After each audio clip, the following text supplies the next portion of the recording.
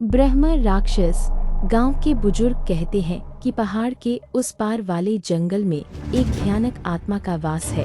ब्रह्म राक्षस वह न तो पूरी तरह भूत है, न ही इंसान, बल्कि दोनों का मिलाजुला रूप है।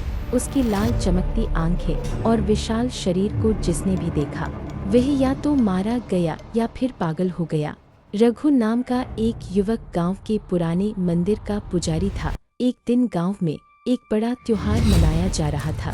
तभी कुछ बच्चे जंगल में खेलते खेलते खो गए। गांव वाले उन्हें ढूंढने की हिम्मत नहीं जुटा पा रहे थे, क्योंकि रात होने वाली थी और यह कहा जाता था कि सूर्यास्त के बाद ब्रह्म राक्षस अपनी ताकत पर आ जाता है।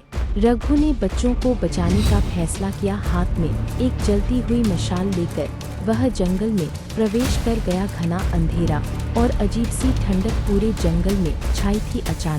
अचानक उसे किसी के सांस लेने की आवाज सुनाई दी। भारी और गहरी सांस से वह धीरे धीरे आगे बढ़ा तो देखा कि एक विशालकाय आकृति पेड़ के पीछे खड़ी थी। वह ब्रह्म राक्षस था। लंबा कद, उलझे बाल और उसकी लाल जलती हुई आंखें सीधे रघु को घूर रही थीं। उसके पैरों में वही बच्चे बेहोश पड़े थे। रघु को एहसास हो गया कि यदि वह कुछ न करता तो बच्चों की जान नहीं बच सकती थी।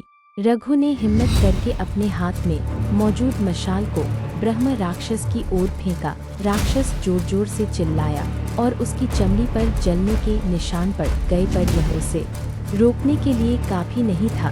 ब्रह्म राक्षस ने अपना विशाल पंजा उठाया और रघु की ओर झपटा। रघु तेजी से भागा और मंदिर के पास पहुंच गया। मंदिर की पवित्र घंटी को बजाते ही एक रहस्यमयी शक्ति का प्रकाश चारों ओर फैल गया। ब्रह्म राक्षस उस रोशनी के प्रभाव से तड़पने लगा। उसके शरीर से काला धुआं उठने लगा और कुछ ही पलों में वह राख में बदल गया।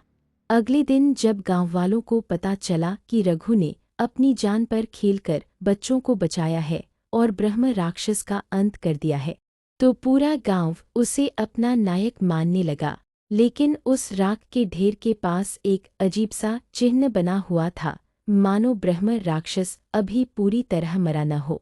वो कहते हैं आज भी जब वह मंदिर की घंटी बजती है तो दूर कहीं जंगल में किसी के कराहने की आवाज सुनाई देती है।